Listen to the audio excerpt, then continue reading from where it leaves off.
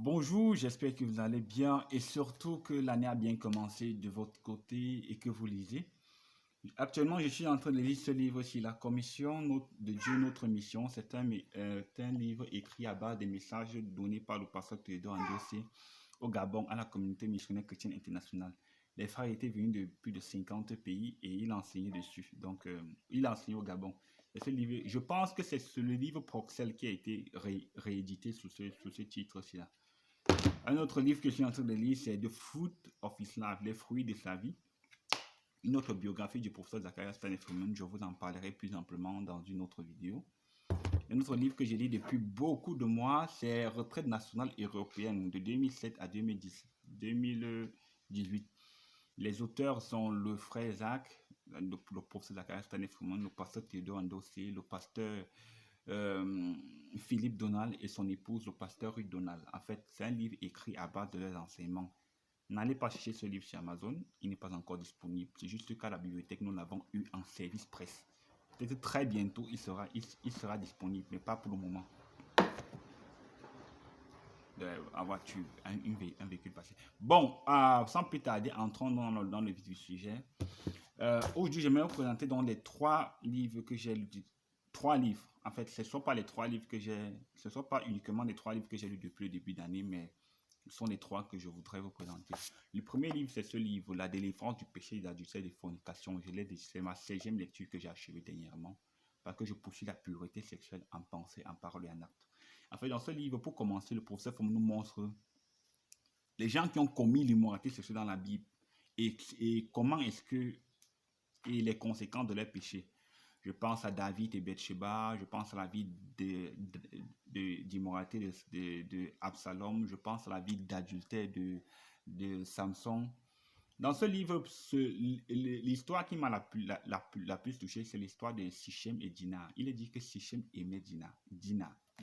Oui, la fille de Jacob, elle s'appelait Dina.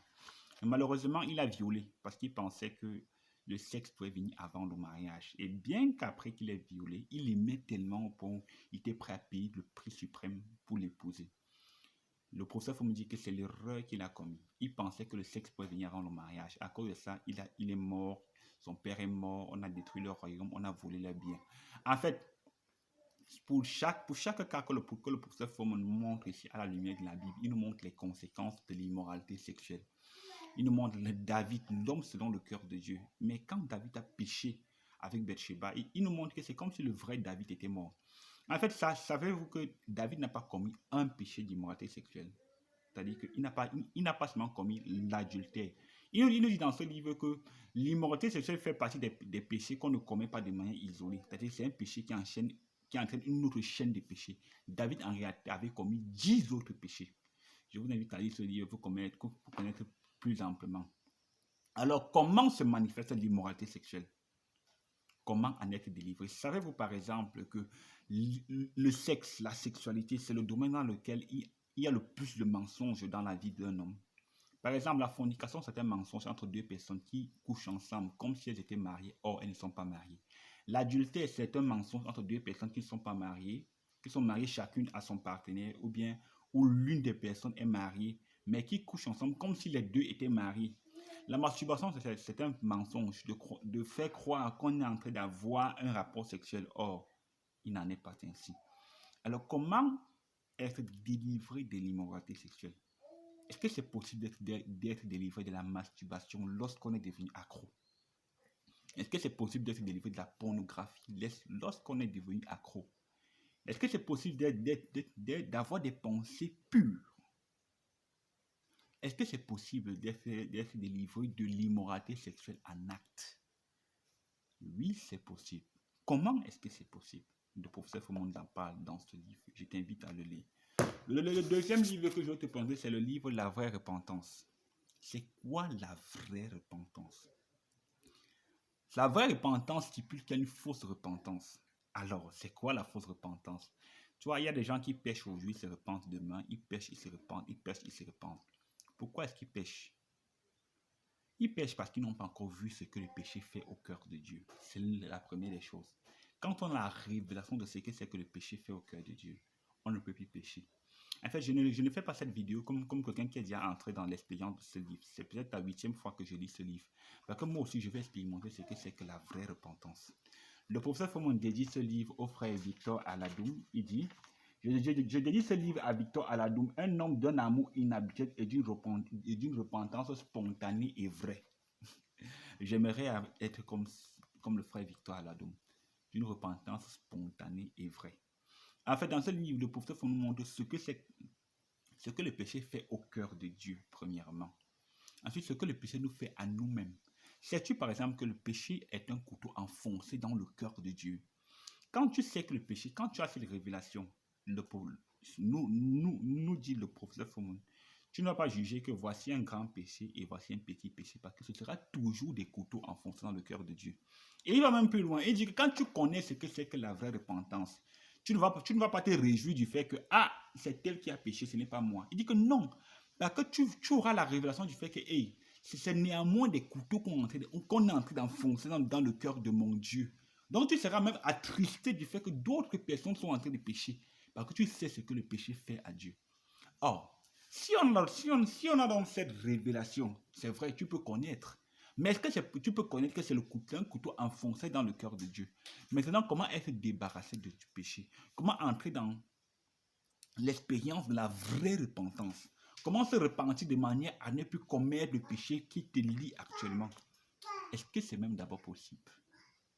Ah, c'est vrai, depuis, tu te reprends des murmures. Ton mari t'énerve tout le temps, par exemple. Chaque fois que tu te reprends des murmures, tu retombes, tu repens, tu retombes. Est-ce que c'est possible d'en être délivré? Oui, c'est possible. Il nous parle dans ce livre. Je t'invite à le lire pour le découvrir. Une autre chose qui a marqué dans ce livre, c'est la loi de la confession. Le professeur Fomon dit que ne confesse pas un péché que tu n'es pas prêt à abandonner. Jamais. Là, ça m'a vraiment touché. Parce qu'il y a des parfois, tu te repens au Seigneur, pardonne-moi par exemple parce que j'ai insulté.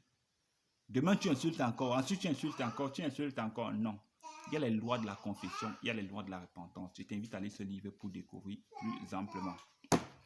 Le troisième et le dernier livre que je m'en vais te présenter, c'est ce livre de ses lèvres à propos de ses couvriers. Nous savons que tu ne peux pas réussir seul. Ou bien tu peux réussir, certes, mais pas jusqu'à un certain niveau.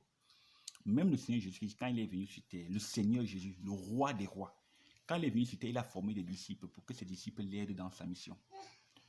Dans la Bible, David avait des vaillants hommes, des gens qui étaient à son service dans son armée, qui lui ont permis de réussir. Ça veut dire que jusqu'à un certain niveau, tu ne peux pas réussir seul. Le prophète Samuel était comme on dit, un génie spirituel. S'il a réussi autant, c'est parce qu'il n'a pas travaillé seul. Dans ce livre dont il nous présente ses co-ouvriers. En fait, je veux aussi préciser une chose, c'est qu'il ne pouvait pas parler de tous ses co-ouvriers ici, là. Non. Il y a des gens qui ont jeûné pour lui, prié pour lui, lui ont fait des dons, des messages d'encouragement qu'on ne connaîtra jamais dans ce monde, sinon seulement au ciel. C'est là aussi Dieu est au courant d'eux. Dieu sait ce qu'ils ont fait. Mais dans ce livre, il nous parle de quelques de ces couvriers. On s'est divisé en deux, d'abord les hommes, ensuite les femmes. J'avoue que j'ai beaucoup été marqué, par exemple, par le témoignage, par ce qu'il dit au sujet du frère du pasteur Boniface Meunier, qui est missionnaire de la communauté missionnaire chrétienne internationale en Côte d'Ivoire. La transparence de cet homme. Il écrit des lettres pour confesser ses péchés. Il écrit des lettres pour confesser les péchés qu'il a commis en pensée. En fait, dans ce livre, quand on lit le témoignage de ce que le frère Jacques dit au sujet du frère Boniface, on se rend compte que c'est sa force. Confesser des péchés. Il dit que pour un tel homme qui est tellement transparent, Satan ne peut même pas se mettre sur son chemin. Parce que le frère Boniface est tellement transparent et vrai vis-à-vis du frère Jacques. Une autre personne qui m'a marqué, je ne peux malheureusement pas parler de tout le monde, c'est la sœur Sylvie Mbeng. Oh, le frère Jacques est parti chez eux au Congo. Et le frère a dit qu'il a cherché dans la vie de la sœur Sylvie Mbeng quelque chose sur laquelle reprocher la sœur Sylvie Mbeng. Il n'a pas vu. Et que c'est une femme qui honore son mari, qui traite son mari comme un roi. J'ai prié pour moi que le Seigneur donne-moi une telle femme. C'est vraiment, j'ai beaucoup été marqué du fait que le frère Jacques cherche quelque chose dans ta vie pour te reprocher, il ne voit pas. Vraiment, j'ai beaucoup de respect pour cette grande dame. D'autres personnes qui ont marqué ici, c'est le frère, le couple Songo, particulièrement. J'ai vraiment beaucoup marqué. Le frère Jacques dit que Un, le frère Songo n'a jamais murmuré contre moi. Son épouse et lui sont des amoureux. Son épouse et lui sont des personnes d'exploit. Plus que tout autre couple, ils ont enregistré le plus grand nombre de jeunes de 40 jours. Ils sont tous les deux amoureux du frère Martin Fateli. Tous deux mêmes. Ils croient en notre vision et notre œuvre. Ils transmettront notre message aux étudiants et leur communiqueront la vision. Ils craignent Dieu. Ce sont des personnes consacrées. Ils ont des cœurs droits. Partout où je vais dans le monde, je porte sur moi la montre qu'il m'a offert. Là, il parle du frère Silas Songo. Moi, j'étais très marqué par le couple Songo, du fait que tous deux, c'est-à-dire que c'est comme s'ils accomplissent leur exploit, ils les accomplissent en même temps, homme et femme. J'étais beaucoup marqué par leur mariage. J'ai prié que Dieu me bénisse avec un mariage comme ça. Bon, dans ce livre, on découvre une autre facette du professeur Fung, les gens qui l'ont aidé à réussir dans son ministère. Et on découvre aussi ces couvriers, ces grands hommes et ces grandes femmes qui ont participé au succès de notre ministère, là où se trouve actuellement, et au succès au succès du frère Zach. Je vous invite à lire ce livre pour découvrir plus amplement. Et vraiment, c'est un merveilleux livre que je vous recommande. Après avoir lu Des élèves, volume 1, les notes autobiographiques au sujet du frère Zach lui-même. Bon, de manière ramassée, c'est ce que je pourrais dire par rapport à mes lectures. Je précise que ce ne sont pas tous mes livres là, j'en ai lu plusieurs, mais je vais vous présenter les 3 meilleurs. Bon, ce sont les meilleurs, pas les 3 meilleurs, les meilleurs que je voulais vous présenter jusqu'ici. Vous aussi, j'espère que vous lisez. En fait, c'est le but de cette chaîne, t'amener à lire les livres que nous te présentons ici. Tu peux les trouver sur Amazon, ou bien tu peux les trouver chez le libraire de l'église dans laquelle tu te trouves. Ou bien contacte-nous si jamais tu es au Cameroun et que tu as besoin de ces livres-ci. En attendant la prochaine vidéo, que tes lectures soient belles et révolutionnaires et surtout que le Seigneur te bénisse.